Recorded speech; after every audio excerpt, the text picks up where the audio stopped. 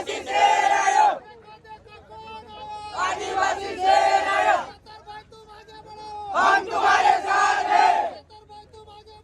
हम तुम्हारे साथ हैं, हम तुम्हारे साथ हैं, हम तुम्हारे साथ हैं, आदिवासी शेर आयो।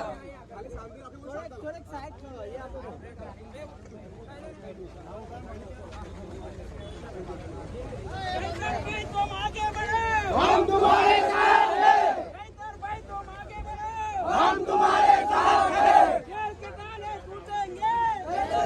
टूटेंगे, जेल के ताले टूटेंगे, छूटेंगे।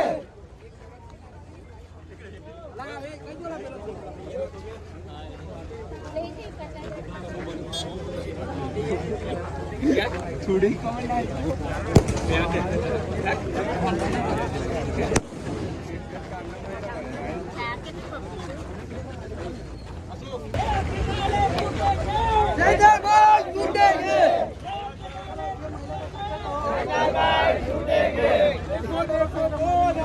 आदिवासी शेर आया, आदिवासी शेर आया। धीरे धीरे शांति की जगह आवજો भाई।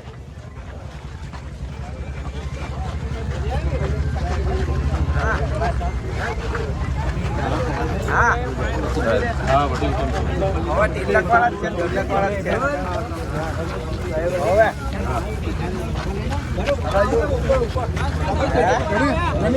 કેમેરો ચાલુ કર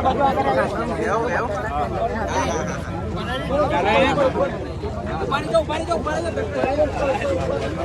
દિક્કત નહીં હતી બરાબર લીધું ને આગળ આવો યાર તમે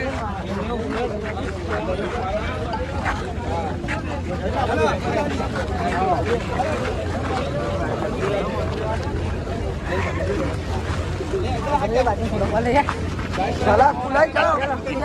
जा जा धीमे धीमे पर लाइन में आवશે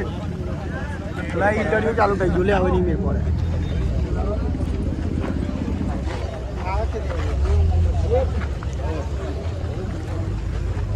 चैतर भाई तुम आगे बढ़ो, हम तुम्हारे साथ हैं, चैतर भाई तुम आगे बढ़ो, हम तुम्हारे साथ हैं, चैतर भाई तुम आगे बढ़ो, हम तुम्हारे साथ हैं, चैतर भाई तुम आगे बढ़ो, हम तुम्हारे साथ हैं, चैतर भाई तुम आगे बढ़ो, हम तुम्हारे साथ हैं, चैतर भाई तुम आगे बढ़ो, हम तुम्हारे साथ हैं।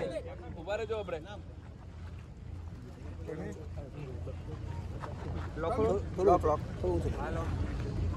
રેડી ચેતરભાઈ જે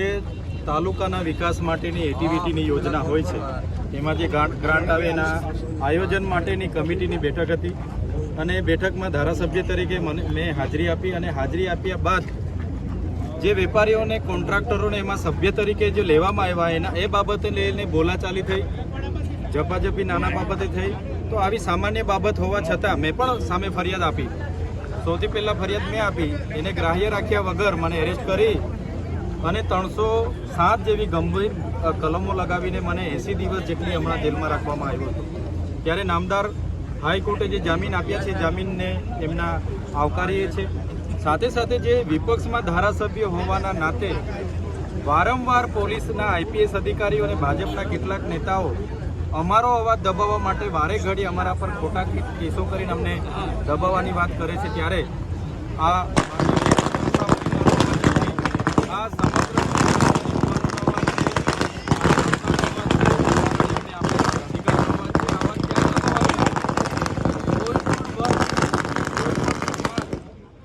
યુવાન ખેડૂત મહિલા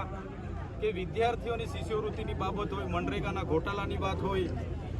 આઉટસોર્સિંગ કર્મચારીઓની બાબત હોય ફિક્સ પગારના કર્મચારીઓની બાબત હોય ખેડૂતોની વાત હોય ત્યારે અમે અન્યાય સામે સડકથી લઈને સદન સુધી રજૂઆત કરીએ છીએ એ ભારતીય જનતા પાર્ટીના કેટલાક નેતાઓ અને કેટલાક આઈપીએસ અધિકારીઓ અને પોલીસ અધિકારીને ગમતું નથી એટલે ખોટા કેસો કરે છે પણ જે પ્રકારે આજે જનતા જેલમાં છૂટ્યા બાદ મને મળવા માટે આવી છે ત્યારે આ જનતા જે સહકાર આપે છે એમની જે લાગણી છે એમનો જે પ્રેમ છે એ જ મારી તાકાત છે અને એના માટે જ અમે લડીએ છીએ જે લોકોએ અમારા પર વિશ્વાસ મૂક્યો છે ભરોસો મૂક્યો છે હું તો ભગવાનને ખુદાને પ્રકૃતિને પ્રાર્થના કરું છું કે મને એટલી શક્તિ આપજો કે અમારા નાનામાં નાના માણસ સાથે અન્યાય થાય તો હું જઈને ઊભો રહું એને ન્યાય આપવાનું કામ અમે કરીશું। એટલે ભાજપ, એના પોલીસ અધિકારીઓ, એમના નેતાઓ ગમે તેટલું મારો અવાજ દબાવવાની કોશિશ કરશે, પણ આ અવાજ દબાશે નહીં. આ અવાજ ગરીબોનો અવાજ છે. આવનારા દિવસોમાં હજુ વધારે તાકાતથી અમે